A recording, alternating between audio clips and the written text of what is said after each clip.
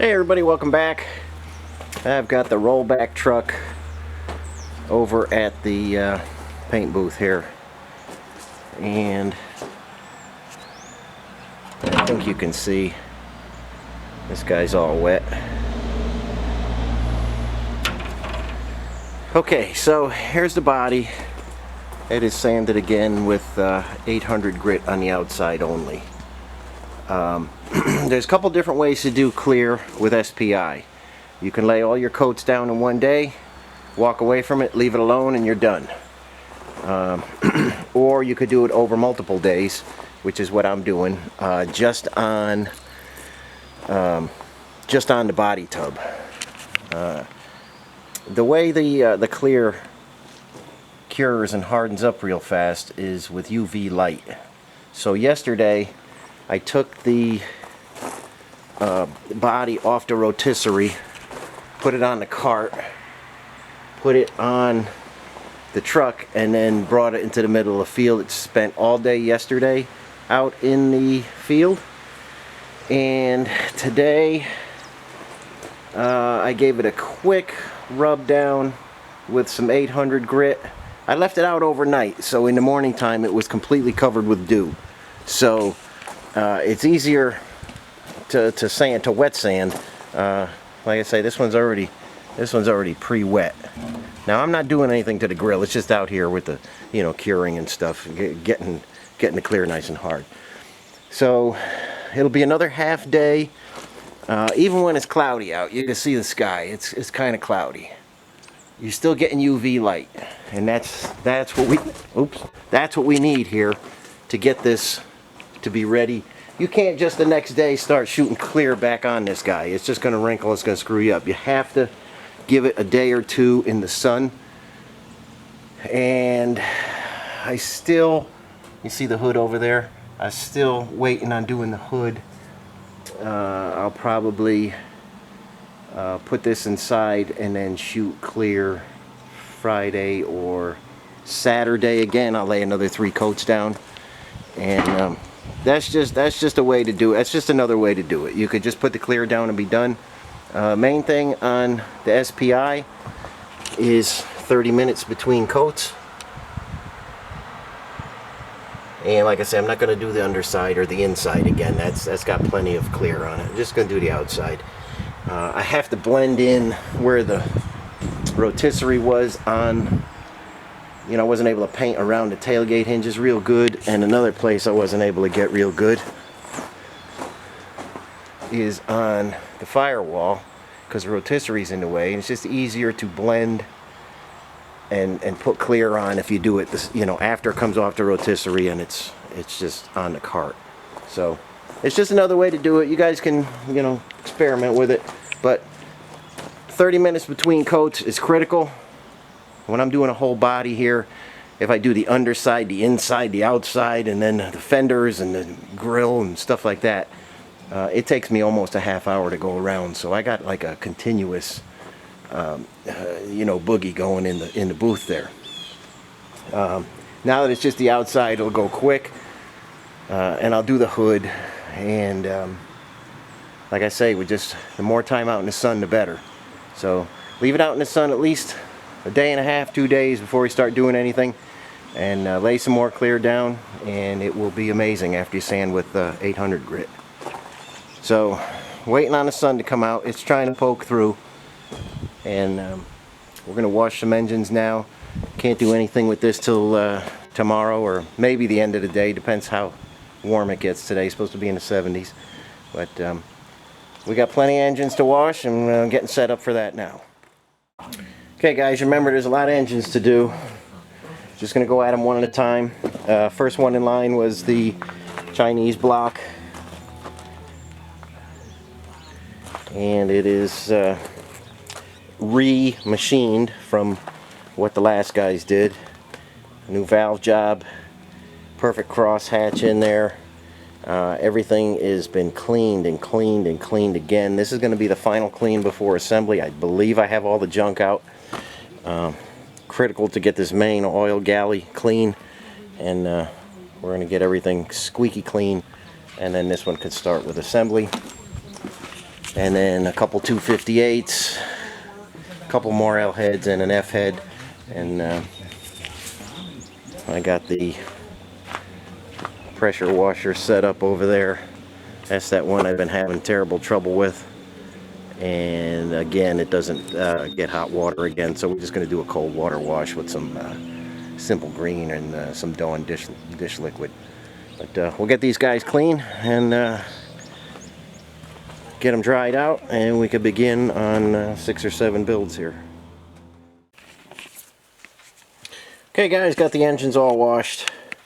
This is the Chinese engine block, and I believe I finally, after like the 10th wash, got all the junk out of it.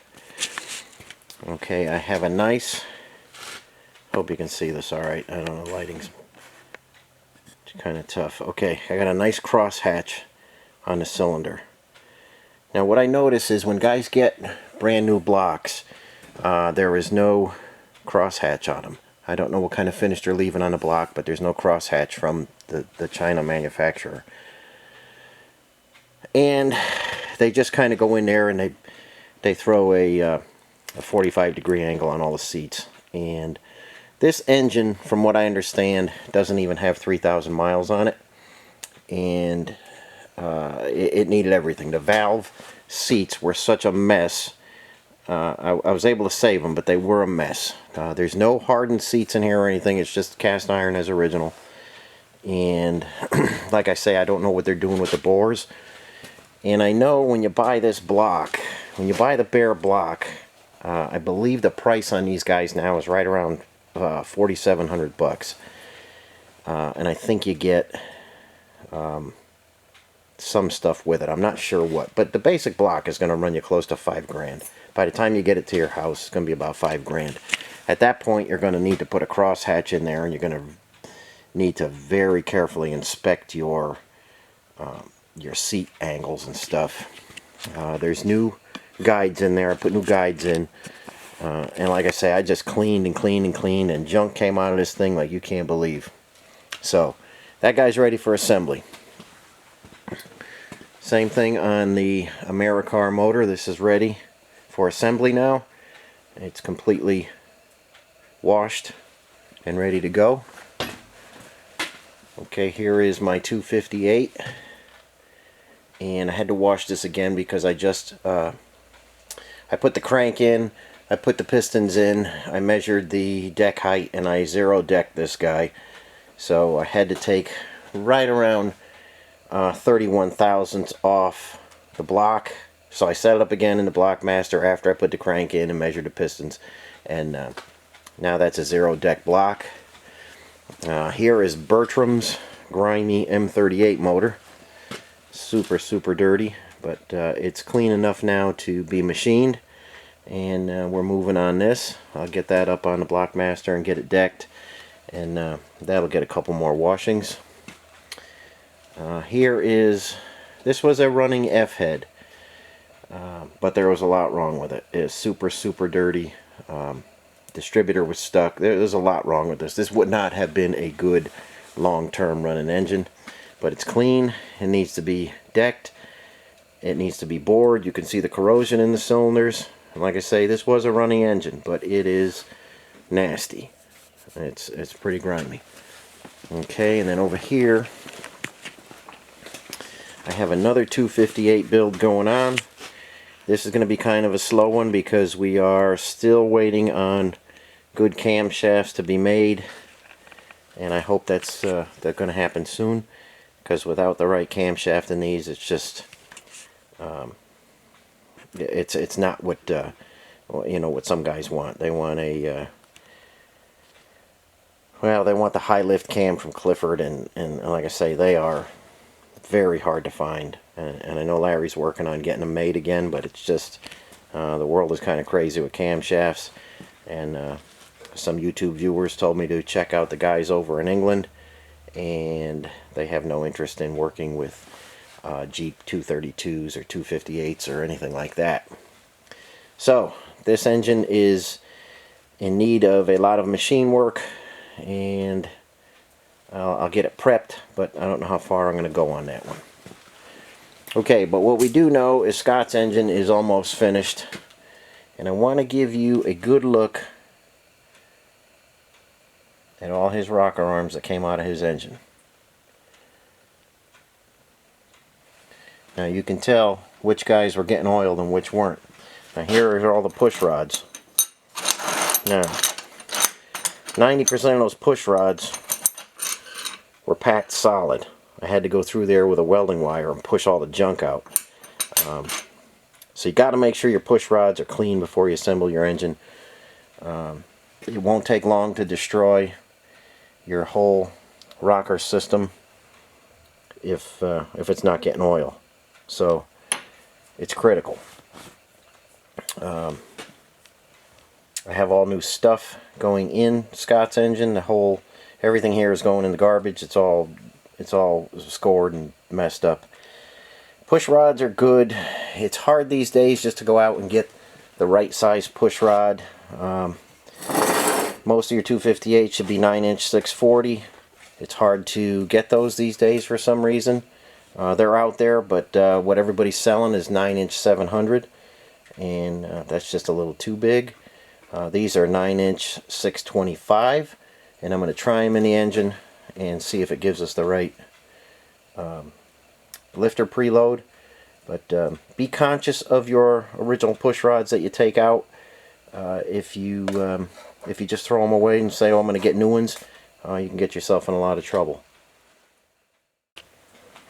Okay guys, when you get done cleaning your push rods, I got a can, just a spray can of acetone I use for cleaning. If you squirt it through there under pressure and you don't get a flow like that, you're not going to get oil through there. So make sure you pre-test every single one of your push rods. Now these have all been checked and everything. Make sure you test every single one of those and you got good flow through there. If you don't have good flow, just a thin piece of welding wire, clean it out. Scrub those things out, soak them in some acetone or whatever cleaner you like, and make sure that every one of those is flowing. Some of them, I basically had to push that rod through there to get the junk out, and you can see I don't know how long a time it took for all these to go bad, but you could tell the ones that weren't getting oil compared to the ones that were. So be careful with your push rods. And I'm just waiting on some ARP bolts for Scott's cylinder head there, and then we'll get the whole top end together, and it won't be long before that's back in the chassis.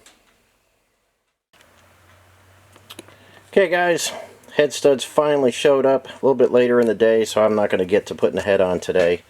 When you're doing an AMC 258, just remember the earlier motors are going to have 1/2-inch diameter bolts. Scott's 1983 has the 7/16 14 bolts, so don't get the wrong kit. Ensure what you have for a block there. The 80 that I'm doing has the 1/2-inch. Somewhere around 81, 82 they changed and they went from 7/16. They went from 1/2-inch down to 7/16. Not sure why they did that. I also got him torque converter to flex plate ARP bolts. We try and do stuff once and it'll last forever. And as you can see, new rocker arms have shown up. Now a lot of guys don't like these stamped rocker arms. I don't know why. They're a very good setup. I don't know, some guys just like those aluminum ones. But these will hold up to a lot of horsepower. And as you can see, I've got plenty of them here. And we'll go over putting these in, the right lube to use, and push rods, and make sure we got the right lifter preload another time. It's getting a little bit late, so we're going to end this one here. And there's plenty more engines coming, so I'll go over everything. If there's anything that you need to see or want to see, just let me know, and I'll try and show it for you. Okay, everybody, thanks for watching. Catch you on the next one.